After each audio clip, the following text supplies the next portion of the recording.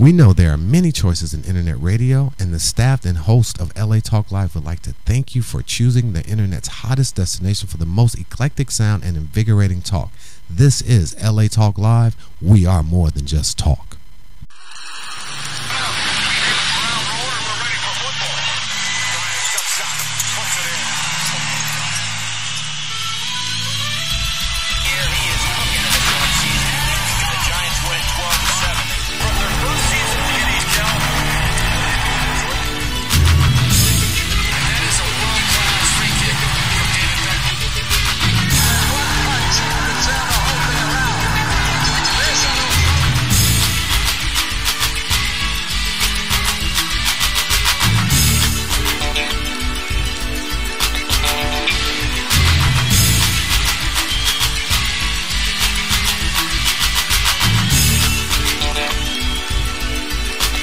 Hello.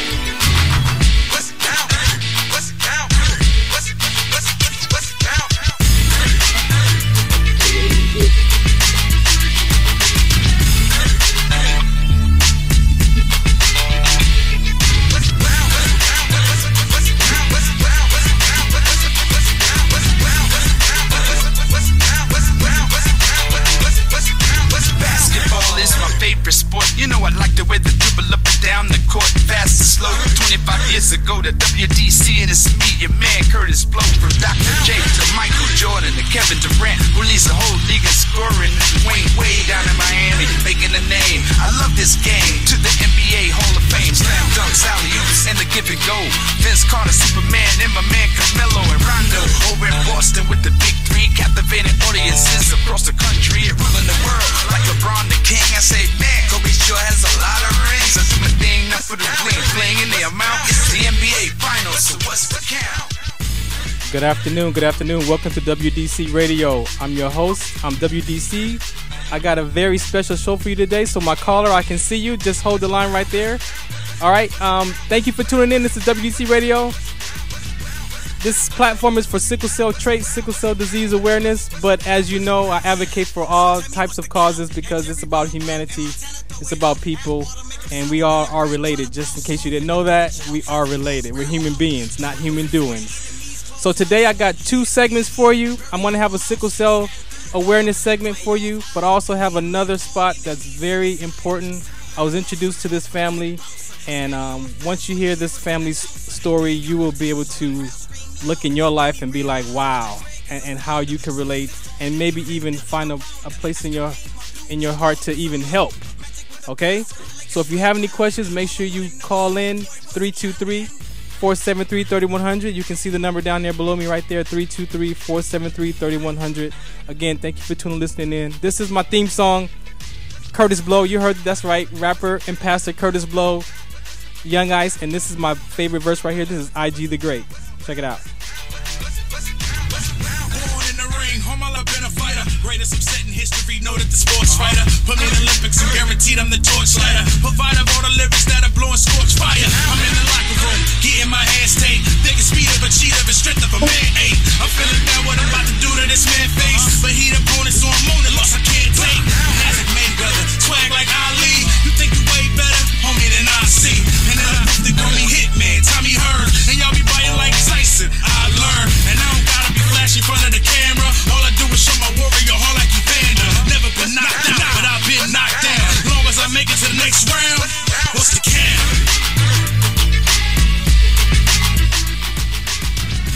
So again, I want to thank you for tuning in. This is WDC Radio. If you want more information about sickle cell trait, you can go to www.wdconsct.org. Also, you can follow me on Twitter and Instagram at IamWDC if you want more information. So I'm going to get the show started because this family is going to share some information for you. I have Dr. Nelson who's going to talk about sickle cell, and her daughter's going to be on the line with us. And then she has something that's very important to our community. So if you're listening out there with sickle cell disease, I want you to listen and pay attention because this is for our community, okay? And we need your participation. So with no further ado, let me bring on Dr. Nelson. Dr. Nelson, are you there? Yes, I'm here. How are you? Can you hear me? Hey, how are you? I'm doing just fine, thank you. All right. I want to thank you for reaching out to me. and sharing your information. So please introduce yourself to the listeners, please. Okay, I am Dr. Dawn Nelson. I'm an associate professor at Central Michigan University in Michigan. And the subject of sickle cell anemia is very close to me because I have an 18-year-old daughter that has SS sickle cell disease, and she's actually sitting right here with me. Okay. And again, thank you for coming on the show, and I know you have some very important information, so I want to make sure you get to that. I like to start my show off with some sickle cell trait awareness. So can you tell me, before you had your daughter, were you aware that you carried the sickle cell trait gene? Okay. I was not aware that I had the sickle cell trait prior to getting pregnant the first time. I've been pregnant twice. Okay. However, neither were my parents aware, because when they were children and they weren't born in the United States, they were born in the West Indies. They didn't have screening for sickle cell the way that they do now. Right. So it was when I got pregnant that I was tested and made aware that I had a sickle cell trait. Okay. Now, when you found out during your pregnancy, what was that experience like for you? And obviously, I'm sure you were shocked, but what was that like for you to find that out? Well, I tell you, I had heard of sickle cell. I knew it was something really bad, and so I needed to take some time to become more aware of what it actually entailed. And I just happened that pregnancy actually didn't go through, and then I had to make a decision if I were to get pregnant again, whether or not I would want to know whether or not the baby had sickle cell disease. And I did know prior to her birth, and decided to go ahead with the pregnancy, and now I have a beautiful 18-year-old daughter. Okay. Now, when you had her, did the father know he had the trait, or was that the second shocker to the conversation? Well, my husband did not know that he had a sickle cell trait either. Okay. And so no grandparents knew. We did not know. It just so happened that I was considered an older mother. I was 36 at the time, and because I was an older mother, I had to go through lots of testing, and I got the dreaded call from the genetic nurse at Johns Hopkins University, where I was doing a postdoctoral fellowship, who told me that both of us had the trait, and asked if we wanted to have the baby tested for sickle cell disease. Wow. And obviously that came across as a positive sickle cell SS. It came up as a positive sickle cell SS. We decided to have an amnio. We had a couple of choices as to how we could find out. We could do, I think there were 2 or 3 different procedures. We decided to have an amnio, and the amnio came out positive. And I will tell you that it was a very scary day. Yes. And it's the unknown. You don't know anything about it. Right. And so you don't know what to expect. You just know that your life will change in some dramatic way. Definitely. Now, were you able to get to a support group? Like, where did you start to get that relatedness to the community? You know, I lived in Washington, D.C. at the time. I think I said I was doing a postdoc at Johns Hopkins University, and so instinctively I felt the call. The Sickle Cell Center at Howard University. I come from a long line of Howard University graduates and people working at Howard University. I've worked at Howard University. So I called the Sickle Cell Center there, got some information. I also reached out to the physicians at Johns Hopkins who, hydroxyurea had some of its foundation at Johns Hopkins, and got some help there. But at the time, I guess I was so, I don't know if the word devastated. I was, maybe that might describe how I felt.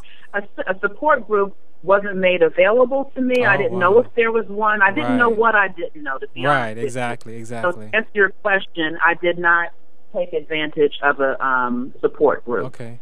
Do you mind if I speak to your daughter? Oh, most definitely. She's right here. Okay. Hello. Hi, how are you? Fine, thank you. Hi. Introduce yourself to the listeners for me, please. My name is Maya Nelson. I am a senior in high school at Great Lakes Evans Academy in Michigan, and I have sickle cell. So I want to just go back in time a little bit. When you were old enough to understand that you were going to be living with sickle cell, how did that show up for you when your mom had that conversation? Do you remember? I don't recall ever having that conversation. Oh, okay. I was born with it, and so it was just, it was normal for me. Okay. And so it was just what I did. It wasn't different to me. It's just part of our routine. Okay. And how were you able to share that with your friends going into elementary school and things like that? Were you able to share that with I was very open and honest with them about how it affects me, cold weather, certain things like that. They were very understanding. Some things that you have to clear up with people is that it's not contagious. Yes. It's not like a death sentence. I'm not going to die tomorrow. Right. Just stuff like that. And once all that is cleared up, it's pretty normal. Okay. So can you just tell me today, how is it living with sickle cell for you today? It's okay right now. I'm doing fine. I always have some amount of pain, but it's not unbearable, and I live with it very well. It doesn't affect me as bad as some other people, so I'm very thankful for that. But since I go to a boarding school, and so I have to learn how to live with sickle cell independently. Yeah. Now, I'm going to ask you this, it's pretty, not a tough question, but sickle cell is an individual disease as we understand it. Mm-hmm. Mentally, how have you dealt with that mentally? I had a friend that had sickle cell, and she was older than me, and so we would always talk about it together, and that was very helpful. I had my mom who was always there, and I formed a close bond with my doctors, and so if I had a question or if anything, really, they were right there, like almost as grandparents. And so I've never felt alone, or if I was confused about something, it was always made very clear to me. Okay. And when you meet someone, how do you share sickle cell in a conversation with them? How do you describe it to them?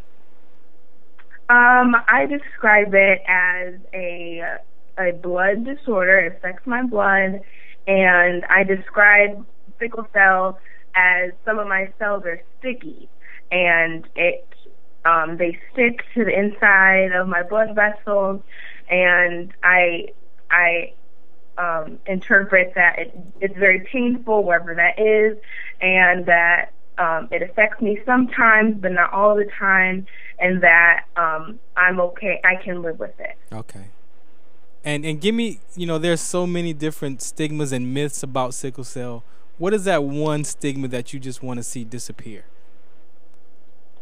That all sickle cell patients are drug addicts. Yes. Or need drugs. Yes. Because that's not the truth. We are just normal people who happen to have sickle cell, and yes, we do take heavy drugs, but it's not for just because we want to. It's because we're in serious pain. Exactly. So I want you to be my partner in helping me help disappear that myth, because that's one of the top ones, I think, is that medical care, going into the hospital and having to battle with your pain level and how much medication you need. So I want you to be my friend and help me share that message that is when you're not drug seekers. Can you do that with me? I will. I appreciate that. Thank you so much. Okay, let me speak to your mom. Okay, I'm right here. Oh, how are you?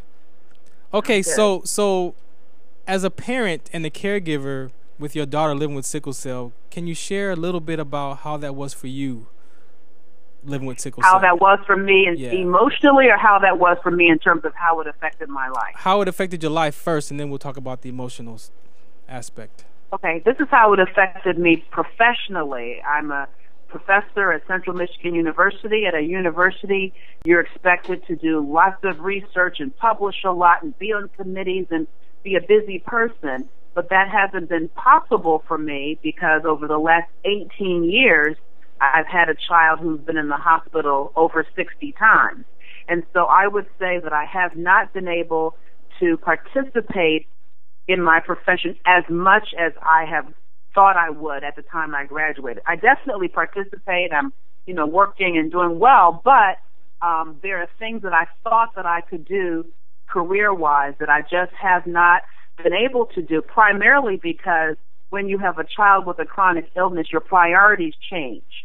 And so when Maya is not well, that becomes my top priority, and everything else has to go to the side. And that's the way I live my life. I do what's most important at that time, and it turns out that sickle cell has been the most important thing for me to do for the last 18 years. Well, you got that 18-year-old warrior right there you're taking care of.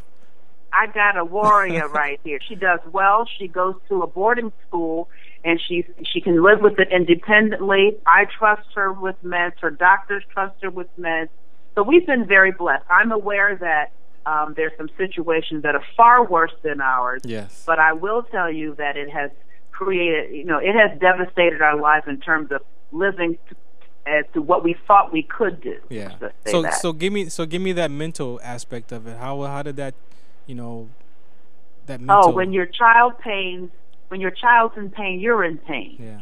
And the thing about sickle cell, and I'm speaking to an audience of people who know exactly what I'm talking about, you can't feel that pain for your child. Most people can, you get mad because other children bully your child, or, there's some little hurts, or their feelings get hurt. This is something constant, something that you can't control. It's I can just say, I guess in a nutshell, it's devastating to watch your child deal socially and emotionally and physically with something that we have absolutely no control over. Right. Thank you for sharing that and being so open. Before we talk about how you got involved in this research program that you've created, what do you want the world to know about sickle cell? What do I want the world to know about sickle cell? We got 10 million listeners out here. What do you want them to know about sickle cell? Oh, I want them to know that it's a disease worth studying, a disease worth putting research funds into. I'm just beginning to really tap into the community. I would like for us to come together, to share information, to be a support to one another, to further research in this area, just like we raise funds for ALS and we have ice bucket challenges and breast cancer and things like that. These are diseases that affect large numbers of patients, and sickle cell is not like that, but it's no less important. And my last question is, how important is it for people to go out and get tested for sickle cell trait, but not just sickle cell trait? I shared last night at the event I was at, there's sickle cell trait, there's thalassemia, there's hemoglobin C, hemoglobin D trait. There's so many other red blood cell conditions that when come in contact with sickle cell trait creates a form of sickle cell disease if you both have that child. So what can you say from your level of the importance of being tested for sickle cell trait and other red blood cell conditions?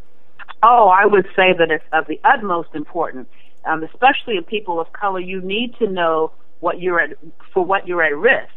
And it just so happens that babies right now are screened for sickle cell at birth, but for those that are of childbearing years right now, they may not be aware of what their status is in terms of having a sickle cell trait. It's a simple blood test. You should always do it. I say do it before you fall in love. Once you fall in love, it's too late. Hey, and so yes. I say find out now, and find out from, if you know that you have a sickle cell trait, find out from that young man or that woman prior to falling in love with them. Yes, definitely.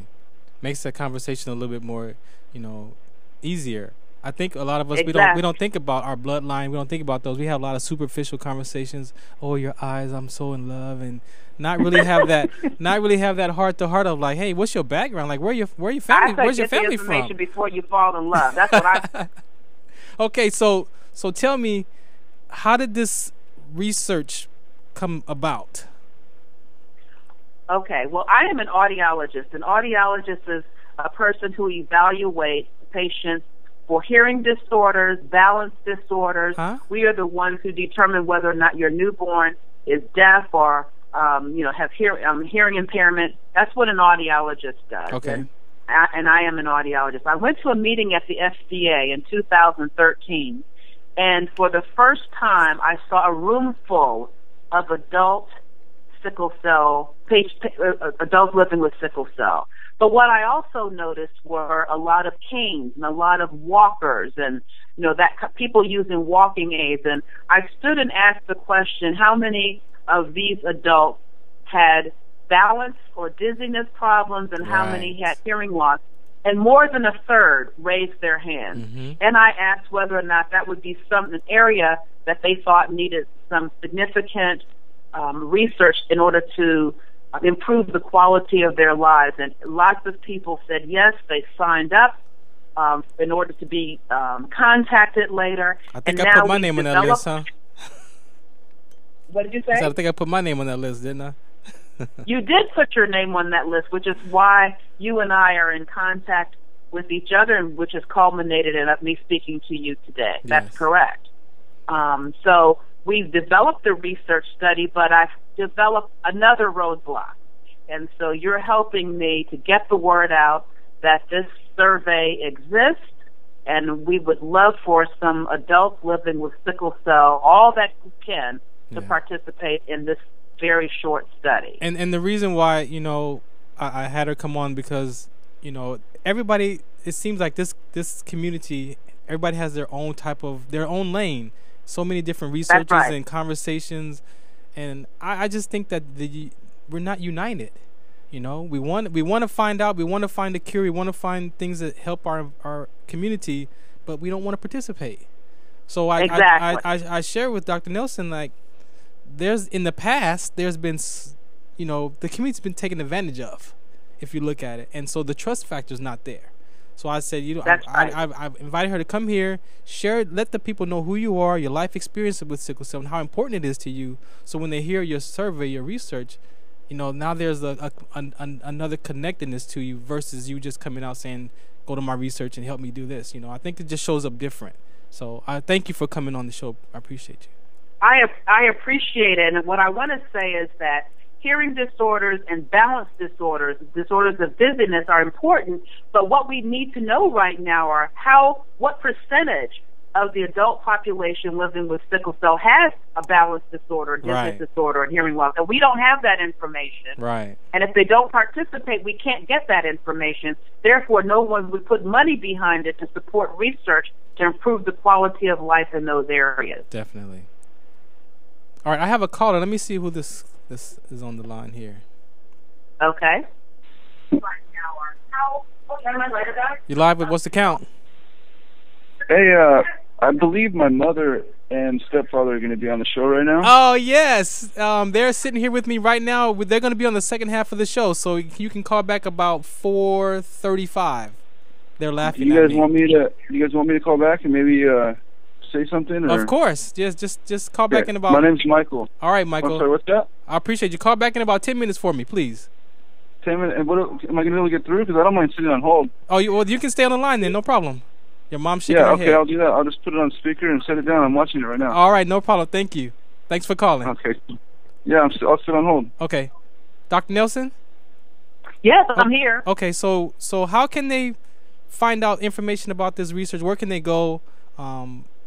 You know, how do you want them to get in contact with you? There are two ways that they can get in contact with me. They can go, or they can send me an email, and I will send them the survey. Let me give you the email address. So if you want the email address, and I would encourage all adults living with sickle cell to please send me an email so that I can send you a survey. Okay. The email address is N as in Nancy, E, L, S as in Sam, O, the number 1, M as in monkey, D as in dog, at, C as in Charlie, M as in monkey, I, C as in Charlie, H as in Harry, .E, D as in dog, U. Okay. And I'm gonna take that, and it's gonna be on my Instagram and Twitter, so you guys can go there at IMWDC and look for that post, and then we'll talk some more to Dr. Nelson. They can go ahead. They can also go. That would be the best thing for them to do. Okay. Or they can leave me a message, and can I leave a telephone number? Of course, yeah, no problem. Go ahead. They can leave me a telephone message at 989-774-1322, and I can talk to them and make arrangements for them to participate in the survey. Okay. And I would really appreciate all adults living with sickle cell to participate. Thank you. And just tell them one more time how important this research is going to be for them. The importance is that as sickle cell patients become adults, they begin to have secondary symptoms that can affect the quality of life. Right. One being hearing impairment, and the other being balance and dizziness disorders. And so we're embarking on a line of research that will look into that. But in order for us to convince people to invest money in that, we have to know numbers, right? the incidence of that in the sickle cell community. Yes. And so I need people to participate. Okay. Is your daughter, does she have anything she want to say before I let you go? Yes, I just want to, again, just the importance of sickle cell awareness is very important to me. Not a lot of people know about it. Yes. And I just want to make it known that this is a real disease. It affects a lot of people, and it is very important. Okay. Thank you both. Thank you so much for having us on your show, and I look forward to talking to the patrons of your radio program. I appreciate you. Thank you for your time. All right, then. Thank you. All right, thank you. All right, this is WDC Radio. I'm your host. I'm WDC. I'm going to take a quick break, and we're going to get into the second half of the show here. So don't go nowhere. This is WDC Radio. I'm your host. I'm WDC.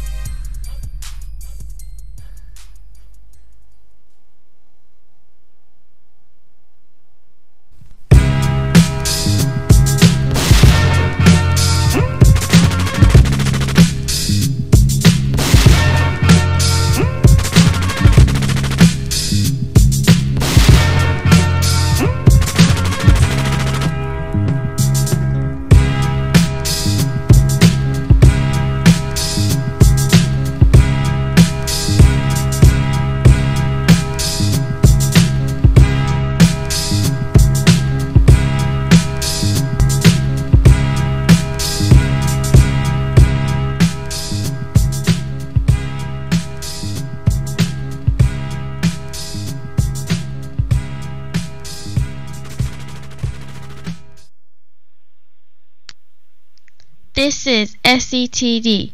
You are now listening to WDC Radio. Stay tuned for more information on LA Talk Live. We are more than just talk.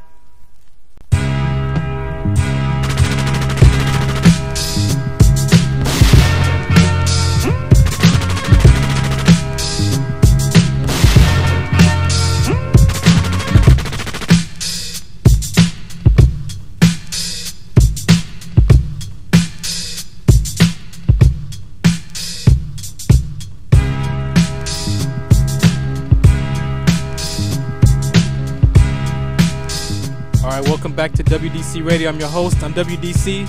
Again, this platform is a shared platform. We're handing the mic to the silent minority. All right, so this is Radio with the Cause. This is WDC Radio. I'm your host. I'm WDC.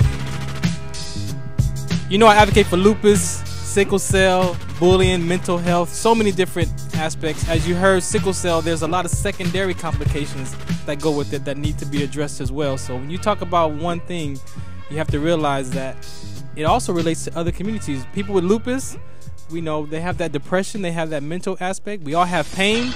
You know, a lot of things are going on in life in human beings. And so there's this second segment here is I promise you, when we're done with this at 5 o'clock, you're gonna be like, oh my goodness.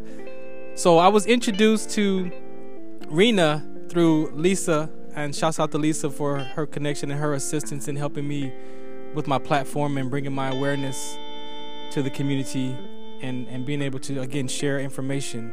And so I met with this family here, and I just knew how important this was. So with no further ado, you're going to be introduced to Rena and Mike. Good afternoon. Good afternoon. Rena? Good afternoon. How are you? I'm good. How are you? Thank you for coming on the show. Thank you for having us. I just want to say thank you for being here, and your message is so important for the world to hear. Yes. So introduce yourself, Rena, to the listeners, and we'll get the show started. Okay, my name is Rena Schroeder. This is my husband, Mike Schroeder, and we are the founders of Wings Ministries International. And what we do is, well, first I want to share with just a little testimony of why I started this. I have 2 daughters. One had lupus. The other, Sharon, died 4 months ago from a heroin overdose. Okay. And I feel that it's really important to bring awareness and help our teenagers, because she was 14 years old when she was introduced to the beast, as I call it. Right. We really feel that it's important for us to get out and start helping our young adults, because they're dying. It's an epidemic across our country. Definitely. And so we really want to get out and do something to impact this epidemic. So let's go back in time a little bit. We got some time. So let's go back in time on your life experience and how, what part of that life you want to share on how it equals or relates to your daughter's life and then today. So how far do you want to go back in time? Well, gosh, we can go back a long time, but I'm writing a book, so you can go back as far as you like to when the book comes out. I'll take you back this far. Nicole suffered from lupus, and some of the things I want to work on is some laws being changed with doctors and giving medication to these people who are in pain. They're not educated on how to take the medication properly, so what happens is they end up dying from it, or when the doctors take them off of it, they end up going in the streets and getting prescription or getting drugs off the streets, heroin and all sorts of things that are available on the streets, and those combinations what killed my daughter. Yeah. And so I want to get some laws changed that doctors have to start educating these people who they're giving these prescriptions to of opiates to to teach them how to do it, because they're not teaching them how to do it, take the medication properly. Pain medication is there before you have the pain, not to just keep taking it while you're having the pain. And they're not being taught this, so we're going to try to get some laws passed on that. Also, mental illness, too. I have another daughter that is on the streets currently. She has some mental illness, and we can't go to the court and say, hey, we want our our loved one to get some help. There's absolutely nothing we can do, so we also want to get some laws passed to say, we go to the judge and say, hey, our loved one's life is in danger here. Can we have her court order to put her inside of a program. Wow. So we're working on that. We just met somebody in legislation in the White House who was going to help me with some of these laws. But one of the things that right now is so fresh to me is my little 19-year-old daughter, Sharon Rose, who 4 months ago passed of a heroin overdose. She was introduced to heroin at 14 years old. Wow. And, I did a lot of programs with her, and in these programs I used to think, what's going on here? What we want to do, my husband and I, in our foundation, is we want to bring in these young adults, young teenagers, young people, and we want to help them process through their pain, because there is pain there, and they're not being taught how to process through the pain. And processing through your pain is really, really important. In fact, it helps you to get grounded, so when that temptation comes to you, you'll be able to stay grounded, and the temptation won't be as hard as if you didn't have that grounding. So we want to help them process through their pains so that they really can have some success in their addiction. I have a question for you. Sure. When you realized that your daughter was battling with the heroin, did she admit to it? Like, how did you know? Yeah, she did. I'm thinking, like, they say alcoholics, they don't know that they're alcoholic. So how did you talk to her about that? Sharon did realize she was a heroin addict. She did reach out to her whole entire family. Wow. My ex-husband, her brother, her sisters, and myself as well. She was very aware of it, and she really fought really, really hard. But this heroin is really, really strong. What happens is the first time they take heroin, it's like a blanket that covers that pain. It's so warm and so comforting that when you're doing heroin, you want that first feeling again. Yeah. So you continue to do it until you die. Wow. Or until you can overcome it somehow. Right now, it really is killing a lot of our children in this country. I mean, in Florida, a couple weeks ago, 16 children died in one apartment complex. There was 14 children who died in one weekend in a little small city in Oregon. From heroin. From heroin. It's not just one kid. The week my daughter passed, 5 other children passed from heroin overdose. So it's really bad, and people want to put it under the rug and not talk about it. But my husband and I, we're going to work really hard to bring awareness to help these kids. We also have 15 different ministries in our foundation, and one of them is going to be a music room to help them sing through their pain, and you know, maybe even have some people come record music. But we just really want to get out, and we really want to help our kids and save some lives. Yeah, because definitely. a lot of really beautiful. Sharon Rose was a model, a Hurley model, and she had a really powerful voice. In fact, when she passed the day after, 1,000 kids walked on Huntington Beach Pier in honor of her. And what can you share about that experience of that walk? When I was at home, because I was really sad, but my son shared it with me, and when I saw that, I literally fell on the floor. Yeah. At that point, I knew that I had to do something about this, that I could not just sit and not use my voice. I have a powerful voice, and I'm going to use it and help save lives. But when I saw that, something in my heart was stirred up, that I have to do something about this. And so my husband and I together are going to impact that. How did you start to manage your health? How did you get to the point where you are today? What was that for you? To be okay? Yeah, to be okay. I mean, yeah, because it's a hard process. Yeah. I have a therapist I'm working with weekly, and he's helping me through the grieving process to stay grounded, so that I'm not floating in. Because there's 2 things to grieving. Grieving, you can grieve an unhealthy way, or you can grieve a healthy way. I chose to do the healthy way, and the healthy ways doesn't mean that I'm not crying or I'm not in pain. I'm in a lot of pain, and I do cry at night in my quiet time. Of course. And I do talk to Sharon, and part of my healing process is the foundation, Wings Ministries International. This, by helping other children, I'm going to be able to keep my daughter's memories alive. And I have to say, too, my husband has been amazing. I could not have gotten through it without him, with his support, his love, his hand. You know, when I'm crying, he just rubs my back, you know. Come on, Mike. Talk to me, Mike. Come on, Mike. Talk. I want to thank you for being a man that sticks by his wife like that. A lot of men I hear, man, take off. Like, they can't handle the stress and they're gone, man. So I acknowledge you, man, for being that tough guy. Introduce yourself to the listeners for me. Well, you know, it is very tough, and like you mentioned, stress, and it's stress on the whole family. Yeah. And not just family, but close friends. I mean, even on Facebook or any of the social media, we see all the comments, and people are saying that are still effective. You have your own stress. Right. And now you have your family stress, and you know, how do you manage your stress? Oh, it's believe me, it's the hardest thing. Yeah. I mean, to lose a loved one, of course, is a hard thing to go through, but to lose a child, a mother shouldn't go through that. Yeah. And even 2. I mean, we're like just going on and just really struggling, saying why, you know, and we don't know why.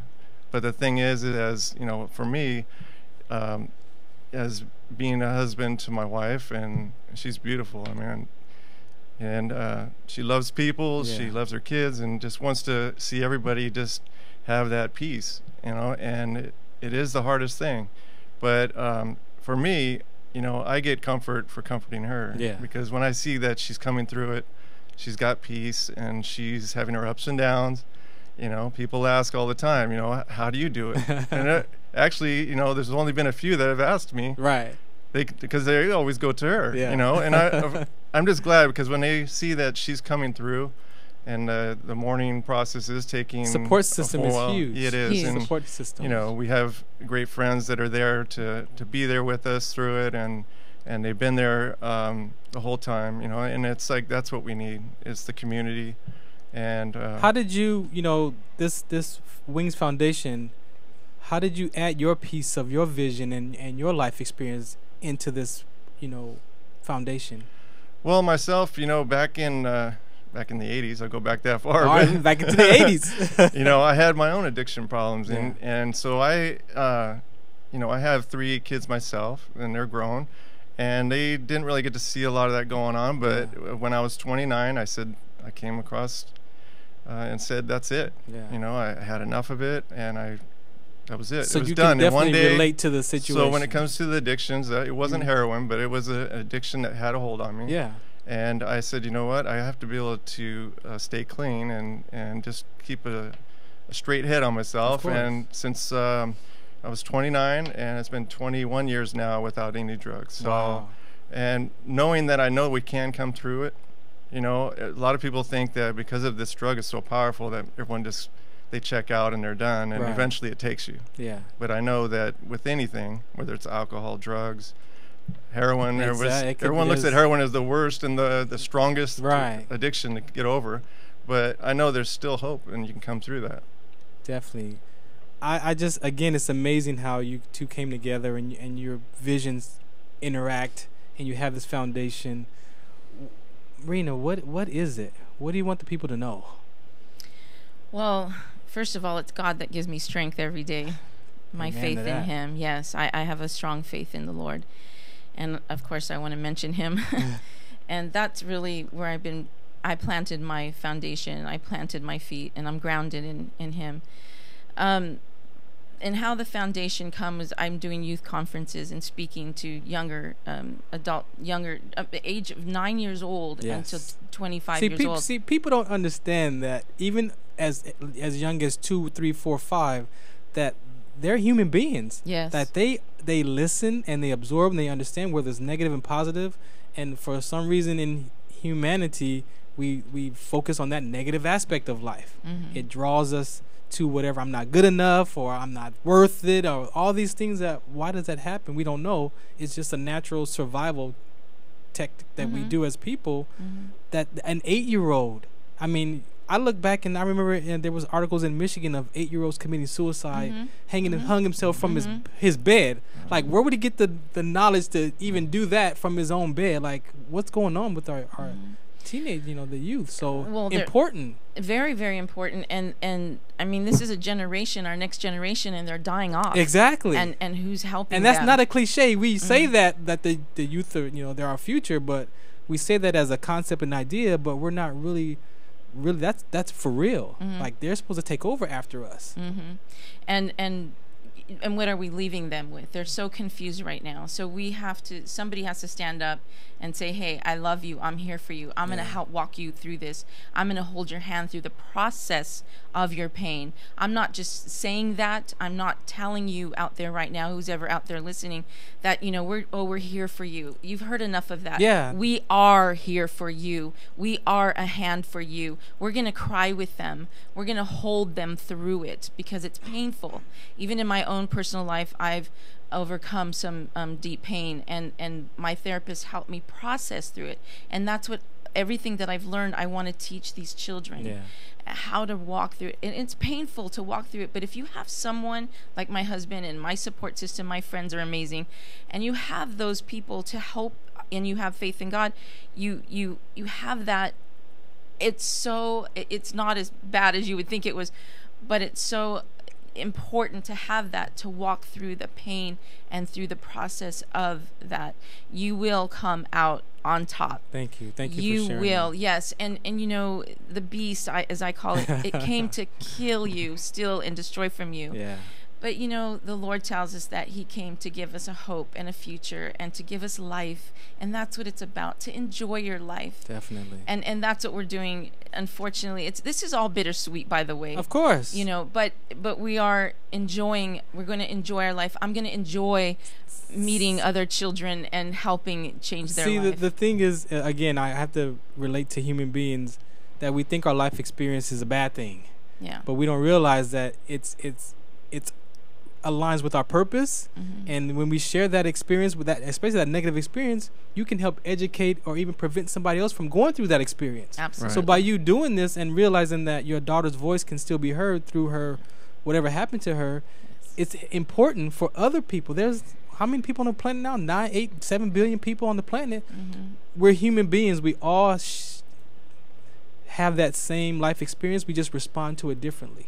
I may throw the ball at you. You might move left. He might move right. It's the same balls coming to you, different reaction to it. And I think people, we got to share that message. Even if it's a negative, even if it's a bad experience, you cannot, don't keep that inside. There's a way that you can share that that will help someone else in that same type of struggle. Absolutely. And look at it. What if I would have not shared my story? Exactly. What if I would have just sat and just felt sorry for myself? I would have no hope. You know, there's a saying, you can go 3 days without food. You can go 3 days without water. You cannot go 3 seconds without hope. Yeah. You have to have hope. And hope not like pie in the sky hope, but hope like in action hope. And action that goes with that, like your foundation you created. Now your son is on the line. Hi, Michael. Michael, are you there? Hello. How are you? Yeah. I'm all right.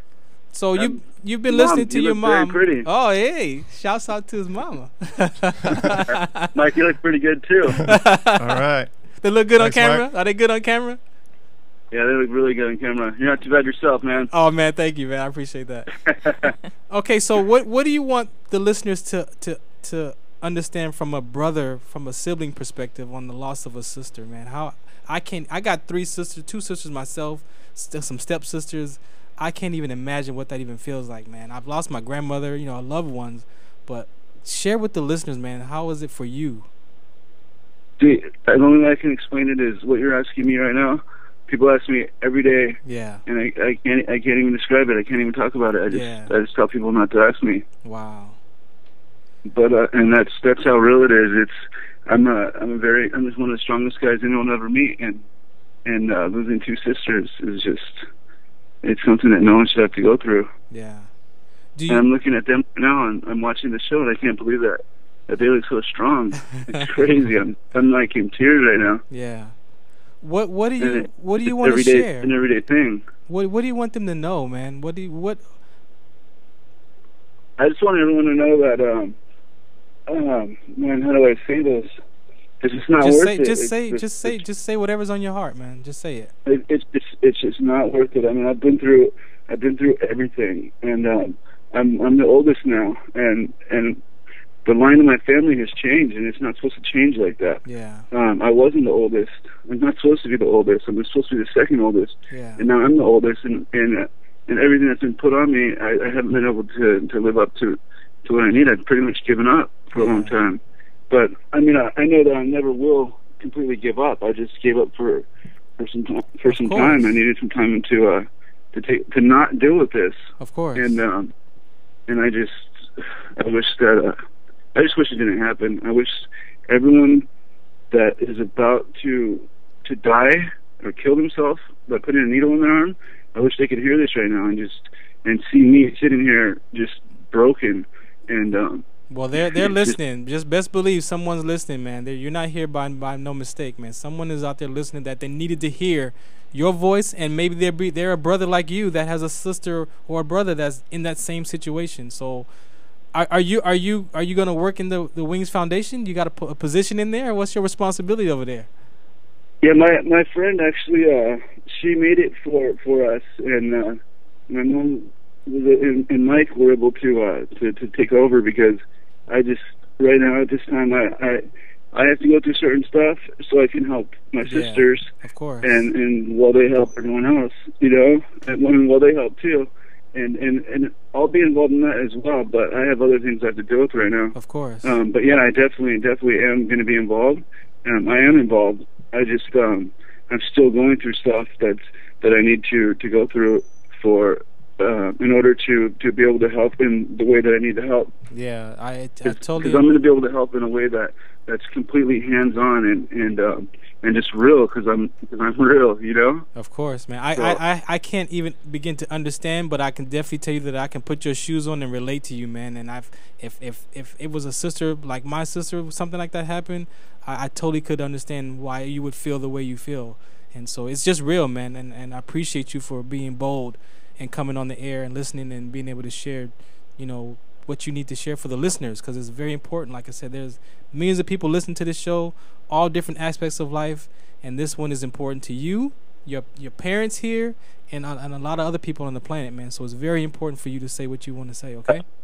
I have one other thing to say about that. How do I say this again? It's like our lives are pretty much a story for people to look at and to see, and to make their decisions based on from it. Stuff we've had to go through. Yeah, they get to learn from you. And just I just want to say to everyone that's listening that you do not want to go through this, and you don't want to put your parents through this, your brothers and sisters through this. And if you're going to put a needle in your arm, be strong enough. Don't be a little. Since I can't say the word I want to say, don't be a little baby. Hey, is what I'll say. It's internet radio. You can say what you want to say before you put that needle in your arm. No, I appreciate that's as real as it gets. Is tell your loved ones goodbye before you go get high. Let me ask your mom. Mom, what do you want to say to your son? First of all, I want to say, son, I love you, and I'm so proud of you, and I'm so glad that you will come aboard with us, and that you are strong, and that you will get through this. And I'm just really proud of you. I love you. And I love you too. And I just want to thank everyone. And you know, where we're at right now is Mike and I, we need to get a building so that we can bring in the people, so we can help them. I'm going to start speaking at high schools right now. I'm doing a youth conference next week, and I'm getting the word out. I'm getting the message, but we really need a building right now. Yeah. Mike and I have a website that was built this week by a really good friend of mine. Okay. And thank you, Laurel. And make sure you give it out. Give it out. It's you can go to Wings Ministries International, and then you can click on the donate page there, and we have a GoFundMe page there, so you can donate, so that we can get a building, and that we can start bringing in the addict, and we can start really working with them.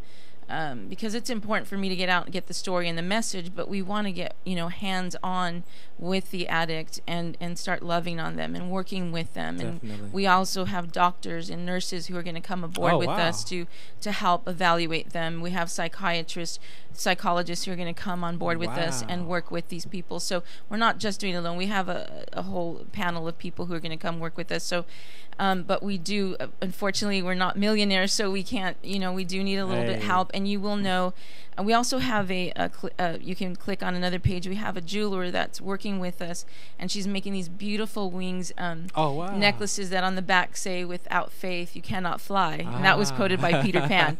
So you can buy a necklace, and some of the proceeds for that will go. And you can click on that on our website. And I really encourage you to donate, and you will know, we will always show where the money's going.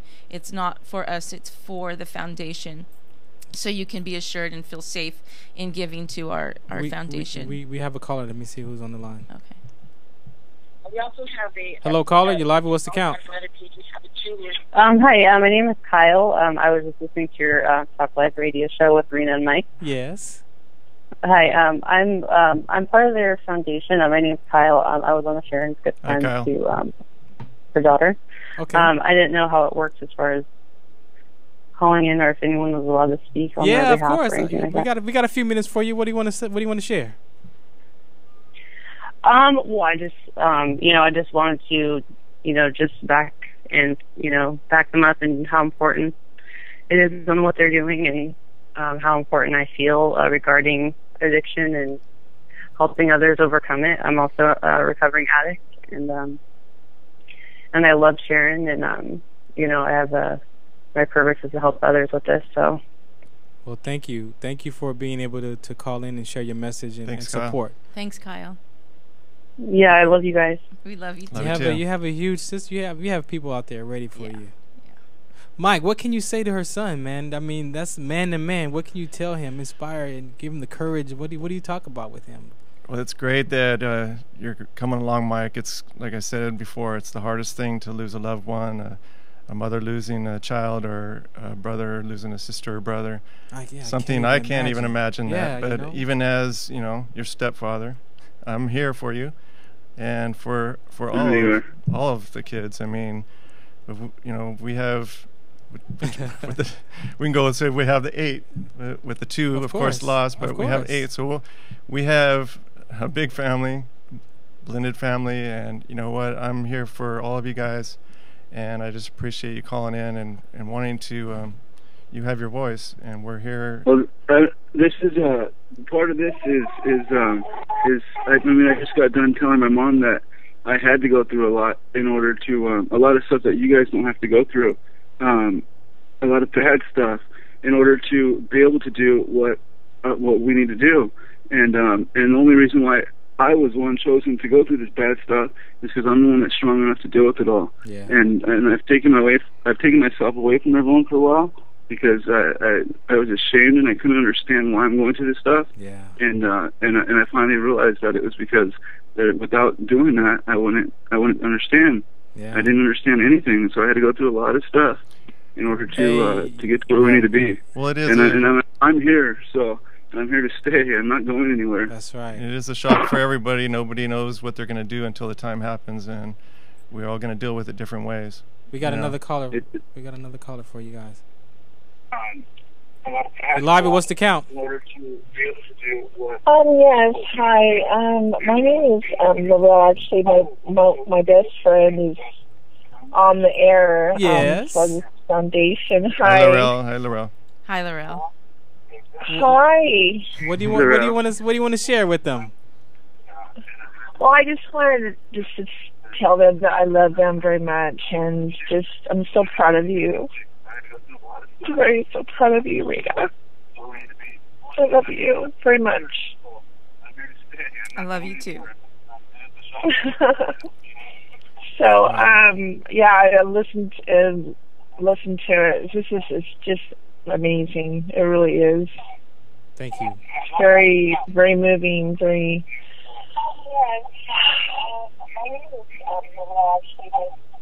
Oh, thank you. Thank you for calling in and sharing. Yeah. Thank you. Hey, Mom and Nick, I wanted to tell you guys something. You guys look very strong right now, and I hope that's really how you guys are. I hope you guys are really that strong, because I know I'm not at the moment. I will be. I am at times, and I know 100%. You guys know that I'm strong, and that I'm gonna be stronger than everyone. But right now I'm just not. Stay in communication, man. Yes. You gotta stay in communication. Yes. Don't let that mindset. That mind will take you to another place, man. I was depressed for 2.5 years, man. 2.5 years, and I watched my life spiral out of control. You gotta be able to just reach out to your family, your friends. When it gets dark, your soul. Listen to your soul, not your mind. Your soul will bring you out of that, man. One thing, I look up to what you just said. Thank you, Michael. One thing, we're gonna go, but you said to me one time, you said, "Mom, we have a lot to go through," and I said, "Yes, son, we did." He says, "We're gonna get through the storm." He said, "Come on, Mom, get your umbrella. We're going together through the storm." That's right. Thank you, son. I told you if what you want is a pot of gold and a rainbow, you got to go through the rain first. That's right. Thank you for clarifying that. Thank you. I want to thank your entire family and your friends for calling in. Thank you so much. Thank you for being here. You're so welcome. And being able to share this. This is I can't even imagine how tough it is to keep sharing this, but the lives that you're going to help alter and shift is where the rainbow. This right here, what just happened, what's happening right now. And then, like my mom said, it's not just talk. It actually is happening. Oh yeah, you guys are on the court. You're no longer on the bench. You're not in the stands. You live life. You live life on the court, the bench, or in the stands. And we go hard in the paint. Hey, there you go. So you're on the court right now. So this is what it feels like to be on the court. And there's going to be tears. There's going to be pain. But you continue to talk through it, and you continue to share. And eventually, that rainbow you know, it'll be okay. Yes. I have one more last thing. One more thing. Okay, real quick. On the website, we also have an email prayer line. If people want to have a prayer request, they have something on their mind they'd like to know that need help with, they can put that. There's also a phone number of a helpline. We'll have a helpline up just because this is a ministry. This is a ministry. Yes. So we're helping. We're not just like saying we're going to do it. We're doing it. We're doing it. So okay. That's right. Thanks for having us. Thank you for being here. Hey, I have something to say real quick. Okay. One more. Okay. This is for my sister Christiana. She is unbelievably strong, and she's still doing exactly what she needs to do. And I know how hurt she is, and I just want to say, Christiana, that I know you're wondering what's going on with me, and like I said on here, I had to go through some things. I've told you I've had to go through some things, and I'm on my way back up to the top, and I'm just so proud of you for being exactly who you are. And don't ever change, Christiana. I love you. Yes. All right, this is WDC Radio. I'm your host. I'm WDC. Like I said, this platform is for our community. Yes, we talk about sickle cell, but you know, my purpose is for humanity, and I want to make sure that this platform is shared across the country for whatever your cause is. You can give me send me a message at IamWDC on Twitter and Instagram. My email is wdconscd@gmail.com. You could call me 323-215-5384. I'm here every Saturday at 4 p.m. Pacific Standard Time, 7 p.m. Eastern Time on LA Talk Live, WDC Radio. So you can catch me here. Again, I told you this show is going to be heartfelt. It's very important. So I'll see you next week. I'll be back with another conversation for you right here on LA Talk Live. We're more than just talk. WDC Radio. Thanks a lot, man. Thank you so much. Boom, boom. Boom, boom.